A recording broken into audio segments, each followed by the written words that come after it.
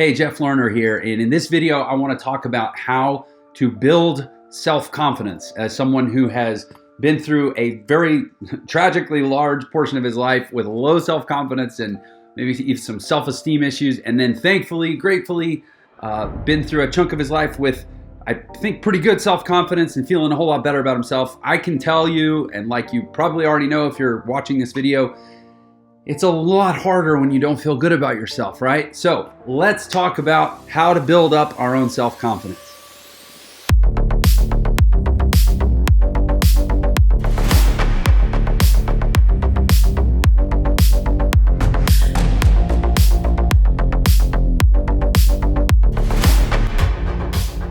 In his 1960 book, Psycho-Cybernetics, Maxwell Maltz, who was a reconstructive plastic surgeon at the time, he wrote that going through life with low self-esteem is like driving a car with the handbrake on. Trying to drive with the handbrake on, it just feels like it's like walking in lead boots. You know, it's just heavy and it's slow and it's ponderous, and you know that you're not, the car's not going as fast as it could. And in that same way, when you have low self-confidence, when you're kind of plagued with this way of being in the world, it impacts everything you do. Your relationships are never what they could be for various reasons. You might attach meaning to something that somebody says and they didn't really mean it that way, but you heard it that way because you're projecting your own doubts and insecurities about yourself, and so then it creates conflict or creates resentment, and it didn't need to be there, and it impacts the relationship. Maybe in business, you don't go after the deals that you could, or you don't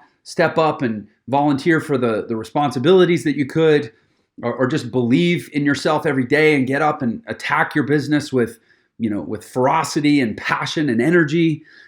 Even physically, a lot of times it's kind of self-fulfilling. If we don't feel good about ourselves, we're less motivated to go do the things like exercise or to eat well or to meditate or to stretch or to do the things that are going to ultimately result in more good feelings internally. And so it becomes kind of self-fulfilling. We don't feel good about ourselves, so we don't do the things that would make us feel better about ourselves, so we feel worse about ourselves. We get into the cycle of shame, and that's a whole other thing that can lead to addiction. And it's like, it's a huge problem, this lack of self-confidence. And I'm, I guess, for better or for worse, something of a qualified expert on this, because not because of like any academic schooling or whatever, but because I just went through it so hardcore. I was born with lots to be grateful for, but like as kids, we don't know how blessed our life is.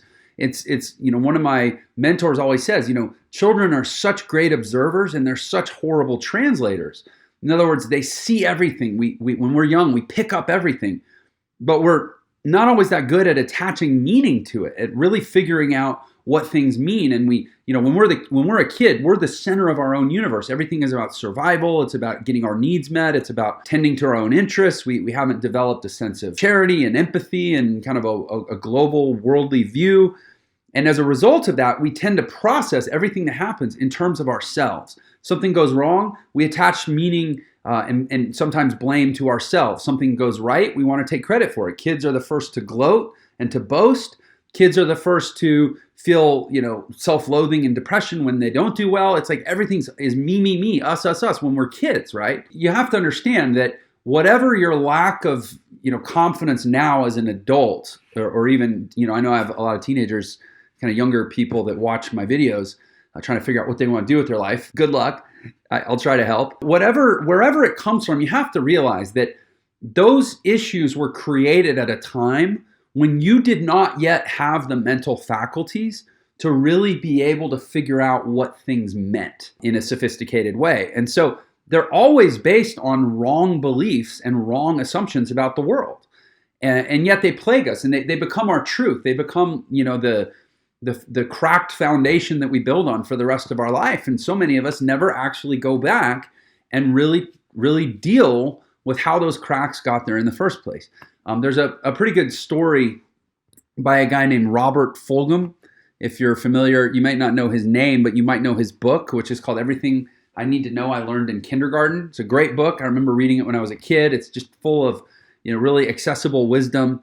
And he tells a story about how, after he wrote the book, he's since been invited to speak to lots of different groups. And he said primarily he gets invited to speak to two different groups. One is kindergartners, because the book, kind of references kindergarten, and it's about kindergarten age level type wisdom. And then he also gets asked to speak to college students at their graduation ceremonies as they kind of go out into the world. And I guess the colleges think it would be good to bring him in and remind them of these core truths that they learned all the way back in kindergarten. So those are the two groups that he speaks with. And he talks about it. He says something really interesting. He likes to start his talks by saying, who here can sing? And who here can dance? And who here can draw? In the kindergarten class, you say, who here can sing? Like a large majority of the hands go up. Who here can dance? Hands go up. Who here can draw? Hands go up. But then you ask those same questions to graduating college students, he says almost no hands go up. So what is it that changes? We all have the ability to sing, dance, and draw at both 5 years old and 22 years old. So what is it that changed where when we're 5, we're all raising our hands saying, yeah, I can do those things. But when we're 22 or whatever age we graduate from college, we're not doing those things. Self-confidence is what changed. For better or for worse, schooling, puberty, adolescent socialization, it just all has a way of basically making us think that we are less naturally capable of things. And then in order to do things, we must be trained to do them. And it makes sense why that's the case in terms of like professional skills and our vocation. You don't just want somebody with, blind confidence coming in to try to code your software. You want somebody who's actually studied and trained and gotten knowledge in that specialized area. So it makes sense why, we're taught that it's not enough to just feel good. You have to apply yourself. But I think we can all admit that over the course of from becoming a kid to becoming an adult, something happened in most of our lives where the way we view ourselves really fundamentally changed. Essentially, this video is about how to get that back. And it's something that gratefully I've more or less been able to do in my life from about 30 to 40. I'm 40 now.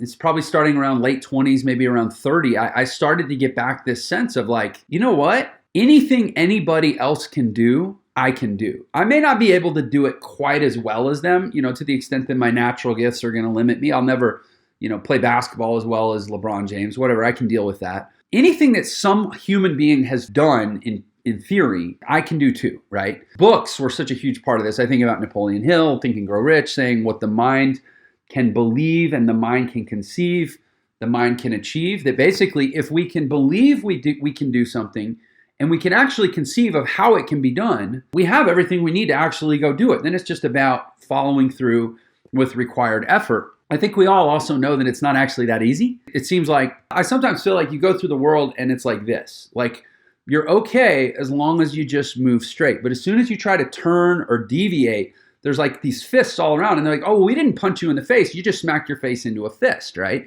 That's how the world feels sometimes. And we try to deviate from our course at all and do something bold, do something adventurous, do something off the beaten path for our own lives. And it feels like there was just a fist just waiting for us to smack right into it, to knock us back into our lane. So around the time I was 30 years old, I started getting exposed to different books, different people, different attitudes, a whole different community really that ultimately I was able to get some traction with and grow into. Sometimes I feel like I'm a little bit insane in the other direction. Like it's equally insane. Having high self-confidence and having low self-confidence are both equally insane. In fact, all stories we tell ourselves are equally insane. This is one of like the core posits of positive psychology, is that all beliefs about the world are equally based on a limited set of information. None of us could possibly have enough information to know everything about the world. And yet we all draw these very hard, very firm, very deeply entrenched conclusions about the world, and we form beliefs about the world, even though we can all empirically admit that there's no way we could possibly know everything there is to know about the world. So you're drawing conclusions based on limited sets of information, which means all conclusions are equally insane. They're equally unfounded. That's where choice theory, which if you Google, choice theory by Glassman, you sort of start to realize I get to choose. I get to choose what I believe in this world. And again, we all kind of realize it's not that easy. But the reason it's not that easy is because of our surroundings. Other people, we naturally sort of harmonize and resonate with other people, which very often means if we're trying to overcome limiting beliefs about ourselves, if we're trying to overcome sort of a prevailing internal attitude, we have to be really, really careful not to expose ourselves to that same limiting belief or that same attitude in other people, because we resonate, we absorb. All people are contagious in that regard. And so the first thing I want to say about building self-confidence, and really the first thing that I did that I had to do when I was at that age where I was really turning a corner, because I realized if I don't make some changes, my life is bottoming out. My life is going nowhere. Is I completely changed my sphere. I changed who I was around. I didn't like call people up and be like, "You're fired. I don't want you in my life anymore." I simply replaced them. It's kind of like a habit. You don't fight to break a habit. You replace it with a new, better habit. I didn't fight to break up with all these people in my life. I simply replaced them with better people. I went online, and in my case, it was online, which is probably no surprise now that I still teach the internet as a mechanism for improving your life, whether it's through business or other parts of life. But I went online and I found different people that just believed different things were possible, and it was contagious. And one of the first things that I did, one of the first things that I took from this group of people that had such drastic implications for my life and my belief about self, is they really, really enrolled me in this attitude about sales. Changing yourself is about changing your packaging, and it's not physically. I mean, although that can be part of it. I'm in a lot better shape now than I was when I started this whole thing. But changing yourself is about changing mentally the way you dress your product. When somebody sells a product, or somebody sells even like take a vacation, they don't sell you on the entire truth of what the experience is going to be, that you're going to have to go to the airport, you're going to have to check in, you're going to have to wait in line, you're going to have, you might lose your luggage, you're going to have to go hail a cab, you're going to have to get to the resort, you're going to have to wait to check into your room, you're going to have to, they sell you the picture, right? They sell you the picture because this is the moment that captures your dream vacation. And that picture is vivid, the colors are bold, it's probably enhanced in Photoshop. You have to create that picture of your life, and you have to start to let that picture represent the truth of your whole life. Not in a manipulative way, not in a delusional way, but in a I know what the hell I'm doing every day and I know what I'm working so hard for kind of way. That there is this truth that is vivid and visualized and pleasing and fulfilling. That truth, you draw energy from that truth, from that picture. So many people try to beat their bad habits or beat their bad beliefs, their bad attitudes by attacking them. You can actually ignore your way out of a lack of self-confidence. Let me say that again. You can actually ignore your way out of a lack of self-confidence by getting so myopically focused on the life that you want and what you're going after. And then suddenly you start naturally putting the pieces in place in your life to support it. It's really just about what are you willing to cut by virtue of replacement. Because whenever you say yes to something, you say no to something else. You say yes to this friend, you say no to this friend. You say yes to this business, you say no to this other business opportunity, right? And you start saying yes to all these things that are congruent with that vivid picture of your life. And all the things that you should be saying no to, you now are by process of elimination, and they fall by the wayside. And a lot of that is people, and it's people. The people are very often the ones that'll keep you stuck, and they'll keep trying to tug at your picture and go, no, I don't want to be replaced. I'm not in that picture. You need to have me in that picture, right? And you're like, I don't know. Do you fit in the picture? That's on you. That's not on me. In the interest of time, I'm going to kind of bring this home, and I want to introduce you to an idea that I thought was really, really powerful. And I realized in my own way, I kind of tried this. So there's a guy named Jia Jiang, I believe is his name, I know that's his name. I think I'm saying it right. Jiang.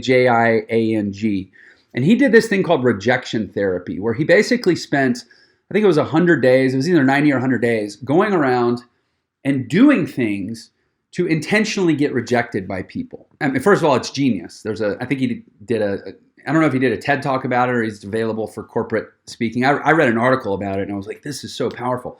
And I realized I was at a point in my life where I had gotten rejected so much that I had become desensitized to it. And so this was sort of thrust upon me. In this example, this guy Jia Jiang, he went out and did it himself. But I kind of want to encourage you in that direction. It's kind of like the fist, right? If you live in fear that there's a fist on either side of your head, and so you don't ever dare turn your head, well, the fists are still controlling you, right? But eventually you just start going like this so much. You just start bashing up against all the obstacles in your way and all the people that themselves are insecure, the people that themselves don't like their lives, and that, you know, kind of don't like to see people climb too high because of what it makes them feel about their own life. You just start smashing against all that stuff in your life, and eventually you get desensitized to it. You go, okay, I'm still here. It didn't kill me, and whatever doesn't kill me makes me stronger. And you can go actually start to build the life you want. Now, the final thing I'm going to say, I know I said Jia Jiang was the final thing. This is the final thing. I have another video I'm going to encourage you to watch. I know I mentioned talking about I started getting indoctrinated to sales and how powerful that was. Rather than try to cram that into this video, I actually have several videos on sales, but one in particular I'm going to put the link for below this video that I encourage you to watch and really learn how selling can become part of the core foundation of what allows you to kind of morph and evolve your life into, you know, who you could possibly be. I think that's what I have to say for now about building self-confidence. So, hey, if you want to learn how to not just build self-confidence, but frankly, have the resources to be able to spend more time doing this sort of thing, because frankly, if you have money coming in, it's a lot easier to go live the life you want. Subscribe to my channel. A lot of what I talk about is teaching you how to actually generate income from home. And I find that self-confidence, relationship stuff, fitness stuff, whatever, all these other parts of our life that we want to clean up, they're a whole lot easier to deal with when you have additional money coming in and you're less stressed about that. So subscribe to my channel, and I'll look forward to seeing you on the next video. Take care.